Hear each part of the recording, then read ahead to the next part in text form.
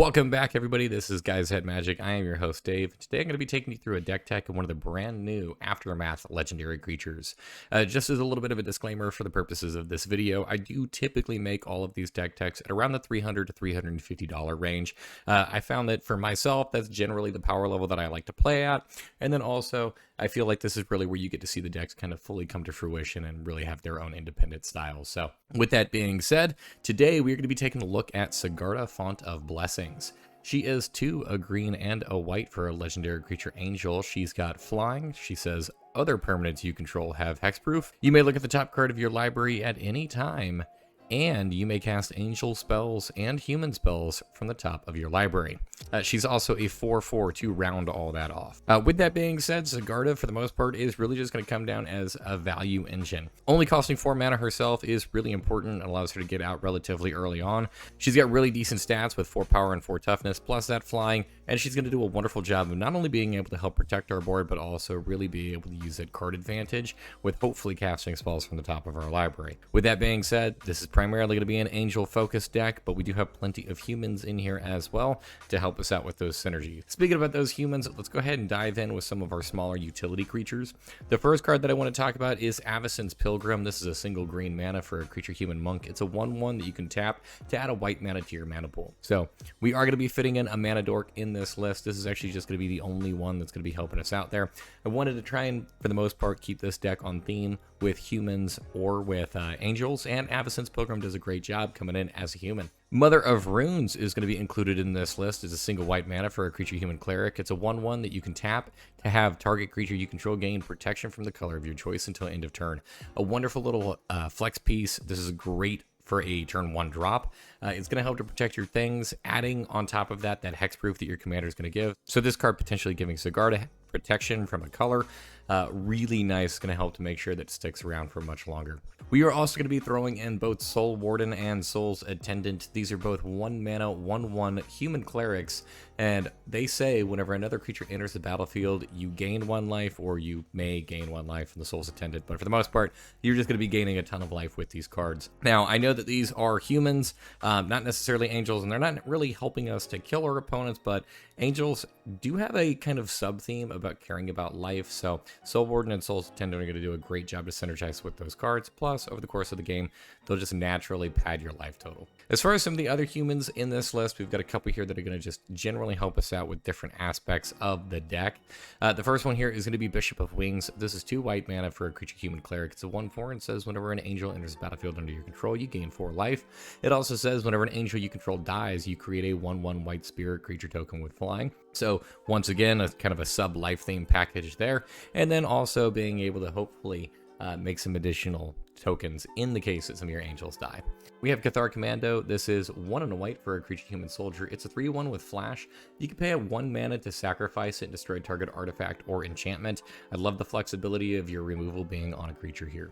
Drannith Magistrate is going to be making the list. I feel like at this point, if you're not running him in a white deck, you're probably doing yourself a disservice. So this is 1 and a white for a total of 2 mana. It's a creature human wizard. It's a 1/3 and it says your opponents cannot cast spells from anywhere other than their hands. That does include the command zone, so just kind of like providing a little bit of an extra piece to help stutter your opponents. Next up, we have Esper Sentinel. Same kind of thing here with Drannith Magistrate. This is just a powerhouse of a card on its own.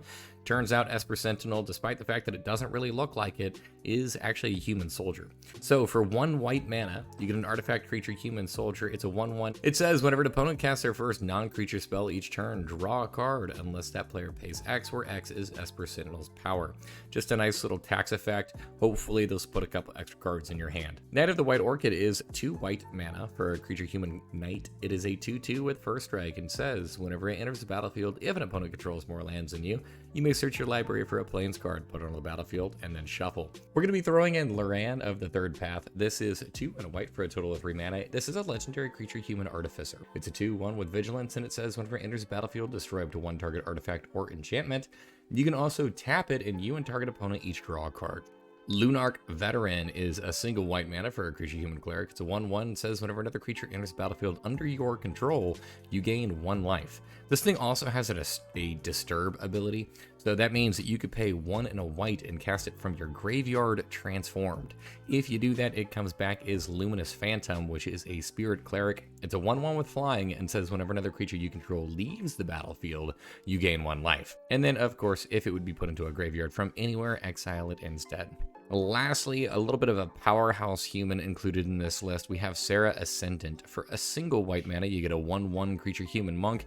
It has lifelink, and it says as long as you have 30 or more life, it gets +5/+5 and has flying. This thing is probably the best 1-drop in the entire format, because if you do manage to cast this thing on turn 1, it is a 6/6 with flying and lifelink. So absolute powerhouse there. Your opponents need to use removal on this. We do have a couple of other humans included in this list. I did include these in a little bit of a different category, though. These are just a little bit bigger in terms of their overall mana cost than many of the cards that we just talked about, so they're going to drop a little bit later, or they have more kind of specific roles in this deck. The first one here is Ranger of Eos. This is 3 and a white for a creature human soldier. It's a 3/2, and it says whenever it comes into play, you may search your library for up to 2 creature cards with converted mana cost of 1 or less, reveal them, put them into your hand, and if you do, you shuffle your library.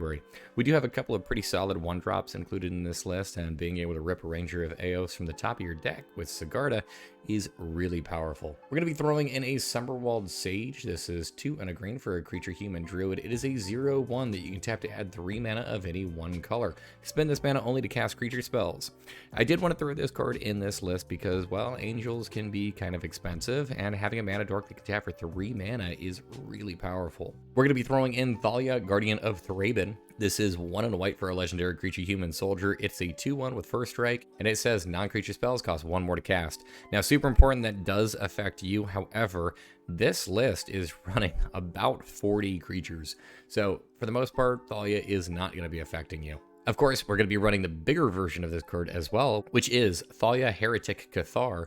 This is 2 and a white for a total of 3 mana. It is a legendary creature human soldier. It's a 3/2 with first strike and says creatures in non-basic lands your opponent's control enter the battlefield tapped. Just another little way for us to slow our opponents down some. Some of the bigger or more just kind of powerhouse humans that we have included in the list, the first of which being Adeline Resplendent Cathar. This is 1 and 2 white for a total of 3 mana. It is a legendary creature human knight. It has Vigilance, and it says its power is equal to the number of creatures you control. It has 4 toughness, and then it also says whenever you attack, for each opponent, create a 1/1 white human creature token that's tapped and attacking that player or planeswalker they control. This card is really nice because it's going to come up your board. Also, we do have to actually care about the creatures entering the battlefield. Adeline does a really good job whenever we have some of those Soul Sisters in play to gain us a ton of life, or a lot of individual life gain triggers. We're going to be throwing in Baird, Steward of Argive. This is 2 and 2 white for a total of 4 mana. It's a legendary creature human soldier. It is a 2/4 with vigilance and says creatures can't attack you or planeswalkers you control unless their controller pays 1 mana for each of those creatures.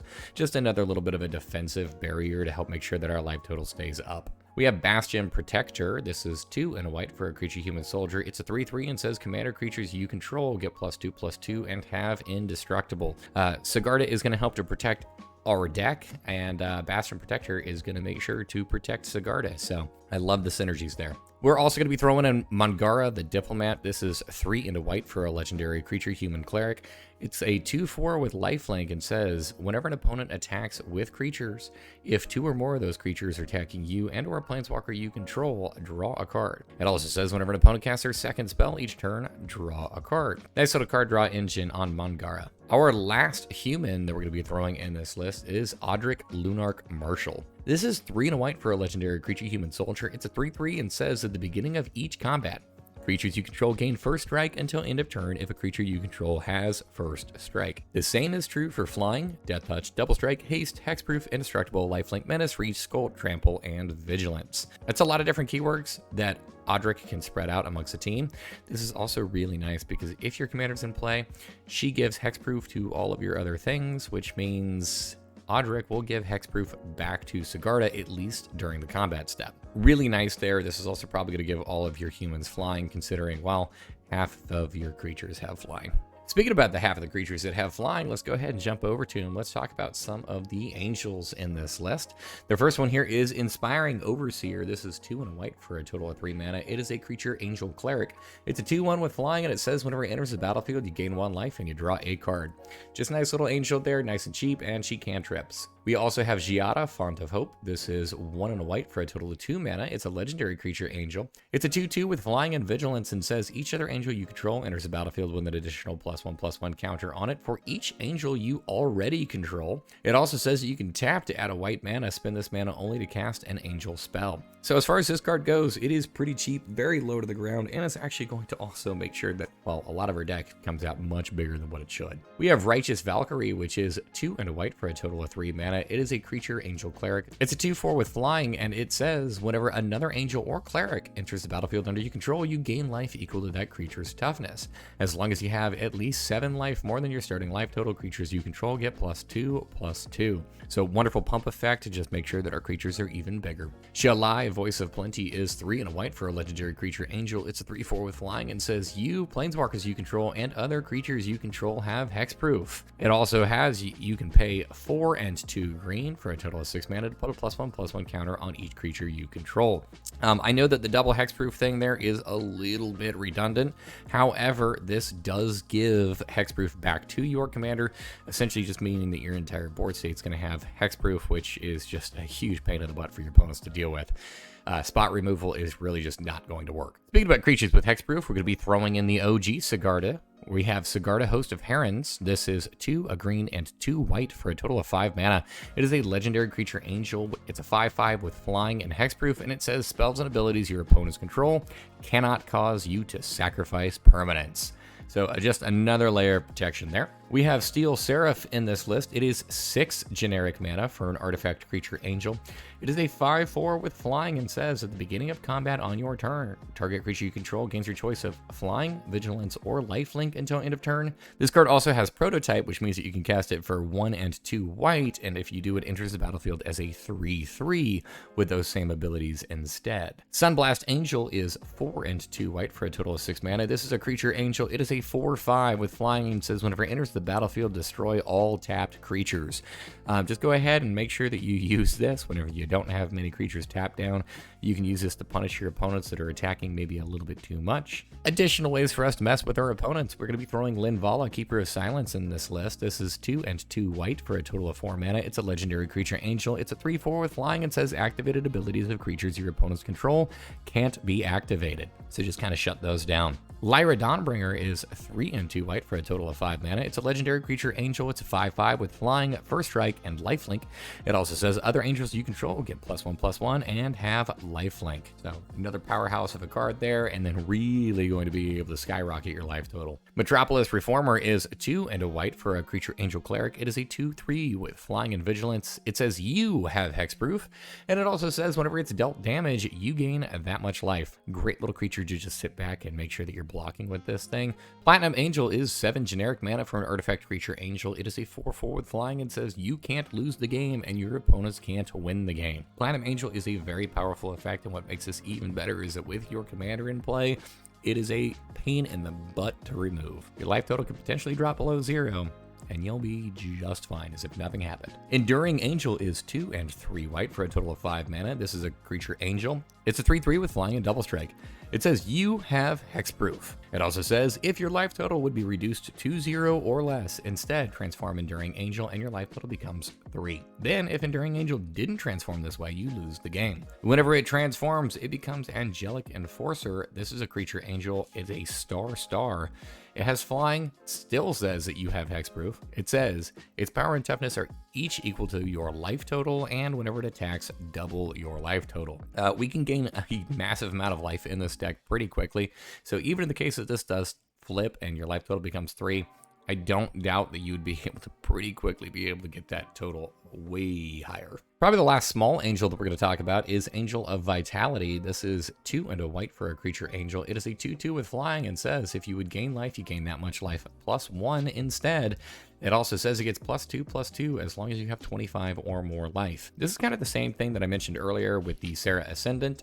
A cheap little body that if you drop early on in the game, because of the way that it's worded, is actually going to come out as bigger than what it reads. So long as you have 25 or more life, you're going to pay 3 mana to get a 4/4 with flying and an added ability on top of that. This card's pretty nice. As far as some of our big bombs, we do have several angels in this list that are going to help us to close out a game relatively quickly.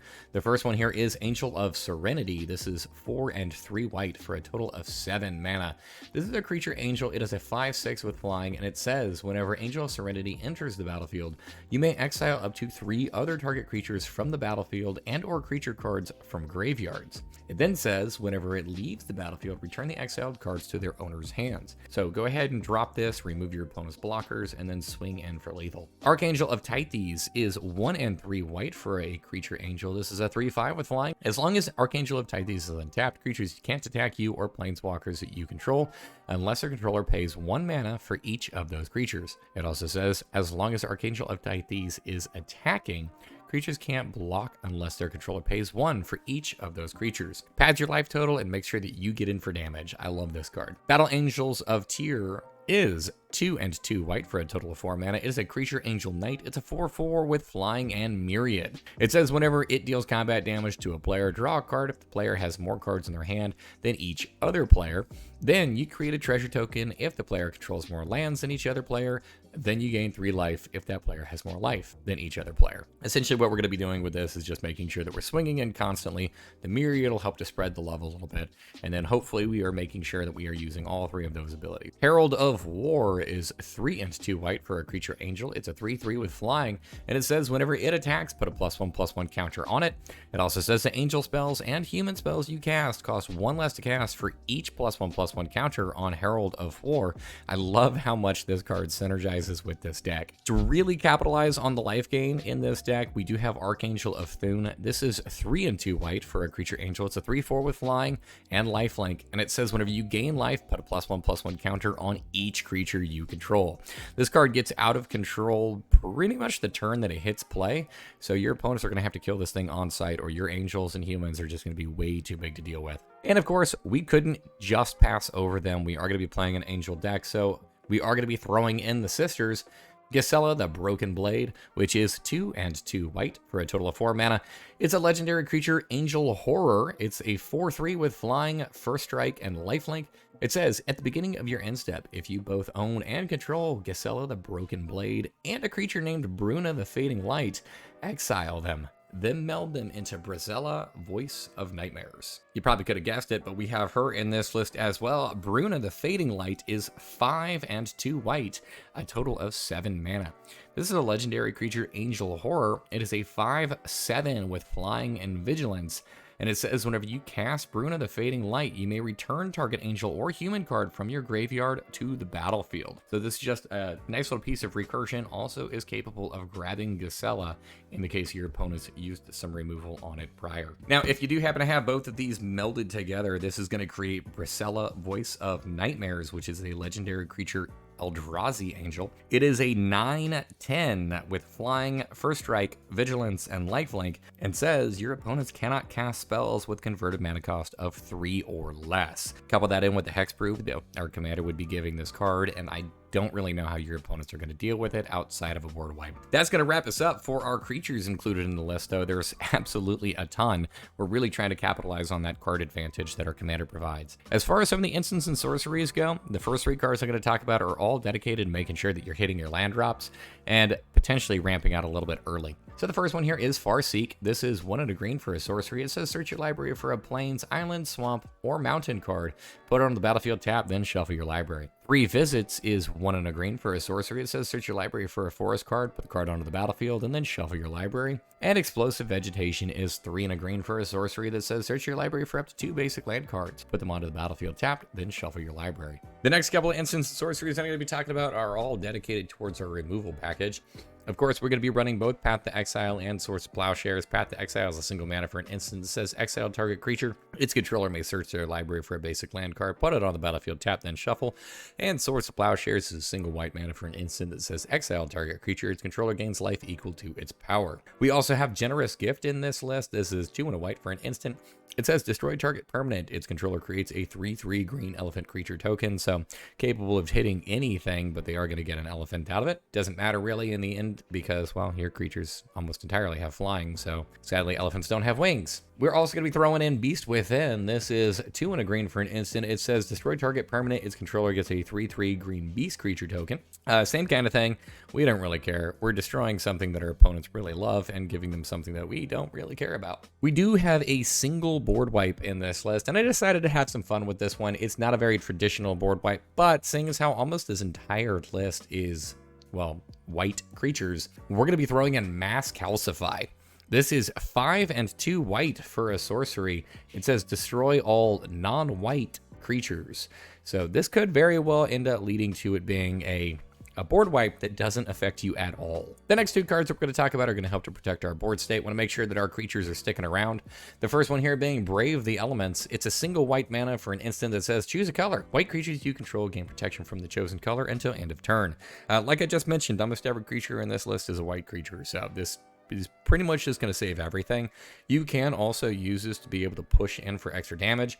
Go ahead and use this, name the color that your opponent's defenders are going to be, and then attack in, and they can't really block it so long as you name the appropriate color. We also have Unbreakable Formation in this list. This is 2 and a white for an instant. It says creatures you control gain indestructible until end of turn, and it has Addendum. It says if you cast a spell during your main phase, put a +1/+1 counter on each of those creatures, they gain Vigilance until end of turn. So it helps to protect our stuff, potentially also helps to kind of push in for a little bit of extra damage while not really worrying about sitting back on block duty. As far as the artifact package in this list goes, they are pretty much entirely dedicated to making sure that our creatures get out early. So we're going to be running Soul Ring. For 1 mana, you get an artifact that taps for 2. Arcane Signet is 2 mana for an artifact that you can tap to add 1 mana of any color of your commander's color identity. Felwar Stone is a 2 mana artifact that you can tap to add 1 mana of any color that a land an opponent controls could produce. Mind Stone is 2 mana for an artifact that you can tap to add a colorless mana for. In the case you get bored of the card later on, you can always pay 1, tap it, sacrifice it, and draw a card.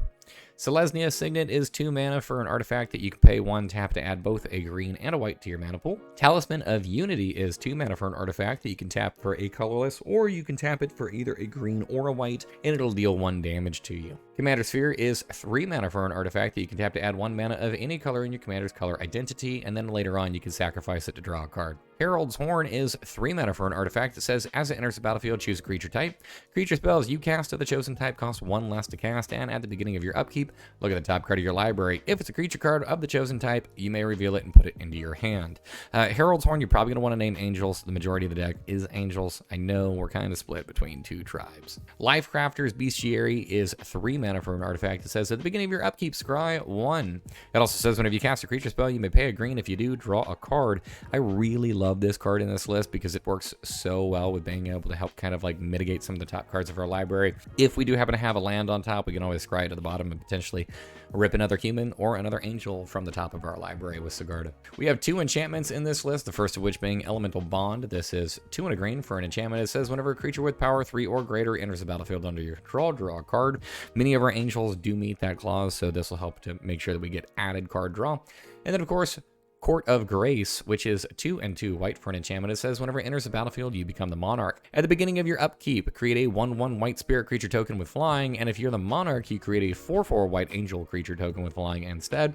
Makes angels, helps us out with card draw. I love this card. And of course, keeping on theme, we're going to be throwing a single planeswalker into this list, and that is Elspeth Resplendent. It is 3 and 2 white for a total of 5 mana. It's a legendary planeswalker Elspeth. It comes in with 5 starting loyalty, and its first ability is a +1. That says, choose up to 1 target creature, put a +1/+1 counter and a counter from among flying for strike, lifelink, or vigilance on it. It also says -3, look at the top 7 cards of your library. You may put a permanent card with mana value of 3 or less from among them onto the battlefield with a shield counter on it. Put the rest on the bottom of your library in a random order. And then lastly, at -7, it says create 5 3/3 white angel creature tokens with flying. Wanted to add a little bit more utility and love the fact that we could throw a planeswalker in this list that is actually an angel. Doesn't say it, of course, on the type line, so you're not going to be able to cast this from the top of your deck, but I mean, I feel it's a flavor win, right? Moving on, let's go ahead and talk about some of the lands. This first group of lands that we're going to talk about are all going to be in here because they provide some degree of utility or have a relevant ability for this list. The first of which being Command Tower. It's a land where you can tap it to add 1 mana of any color of your commander's color identity. We also have Bountiful Promenade. It says it enters the battlefield tapped unless you have 2 or more opponents, and it can tap for either a green or a white. Brushland is your pain land. You can tap it for a colorless, or you can tap it for a green or a white, but it'll deal 1 damage to you. Canopy Vista is a land that is a forest and a plains. It says it enters the battlefield tapped unless you control 2 or more basic lands. There's tons of basics in this list, and I do love that this land does have the basic land types, which is going to be relevant. Exotic Orchard can tap to add 1 mana of any color a land an opponent controls could produce. Branchcloth Pathway is the pathway of these colors. You can have it enter in on its front half, it'll be able to tap for a green, or on the back half, and it'll be able to tap for a white. We also are going to be throwing in Iganjo, Seat of the Empire. This is a legendary land. It can tap for a white mana, or it has a channel ability where you can pay 2 and a white for a total of 3 mana, discard it, and it'll deal 4 damage to target attacking your blocking creature. It says that this ability costs 1 less to activate for each legendary creature you control, and kind of funny enough, a lot of the big angels that we're throwing in this list actually are legendary, so that is kind of relevant. Fabled Passage allows us to tap it and sacrifice it to search our library for a basic land card, put it on the battlefield tap, then shuffle our library. It also says, then if you control 4 or more lands, untap that land. Gavity Township is a land that you can tap to add a colorless to your mana pool. You can also pay 2, a green, and a white for a total of 4 mana to tap it and put a +1/+1 counter on each creature you control. So a nice little utility there, and potentially in the late game helping to make our creatures a bit bigger. And then of course we have Overgrown Farmland. It says it enters the battlefield tapped unless you control 2 or more other lands, and you can tap it for either a green or a white. To wrap up the rest of our package here, we have Wooded Bastion. This is a land that you can pay 1. This is a land that can tap for 1 mana, or you can pay either a green or a white and tap it to add either 2 green, a white and a green, or 2 whites to your mana pool. Temple Garden is the shock of these colors. This is a land that is both a forest and a plains. It says as it enters the battlefield, you may pay 2 life. If you don't, it enters the battlefield tapped, and it'll tap for either a green or a white. Sunpetal Grove is a land that says it enters the battlefield tapped unless you control a forest or a plains, and you can tap it to add either a green or a white to your mana pool. Lastly, of course, wrapping up the deck, we do have 14 plains and 9 forests in here as our basic lands.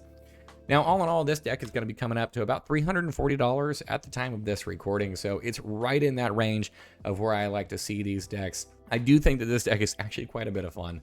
I love that high density creature count. If you are somebody that really likes to be able to play with a massive amount of creatures, this deck is really cool with that. If you are somebody who likes Angel Tribal, I mean, Sigarda is wonderful for that. She provides all of that protection, all of that utility, and then who doesn't like casting angels from the top of their library? This card is absolutely dope. It's a card that your opponents are going to have to deal with in the earlier portions of the game because she drops on turn 4, and in the later portions of the game, you got big angels that are going to be coming down that are even bigger than Sigarda, so your opponents are going to definitely be overwhelmed with that. As always, do me a huge favor. You made it towards the end of the video. Please make sure that you subscribe to this channel. Also, make sure that you follow us on our other social media platforms. We are on Twitter, Instagram, and of course, TikTok at GuysThatMagic. Make sure that you comment down below as well. What legendary creatures from Aftermath would you like us to do deck techs on? We love all the feedback that you guys provide, and we do take the time to listen to that. So make sure that you leave your comment down below. Also, if there's anything that you would have done a little bit differently with this list, or maybe a different direction, or potentially even a different budget whenever it comes to these deck techs, please make sure that you leave that comment down below. We love all the feedback from you guys. Until next time, this has been Guys That Magic. Peace.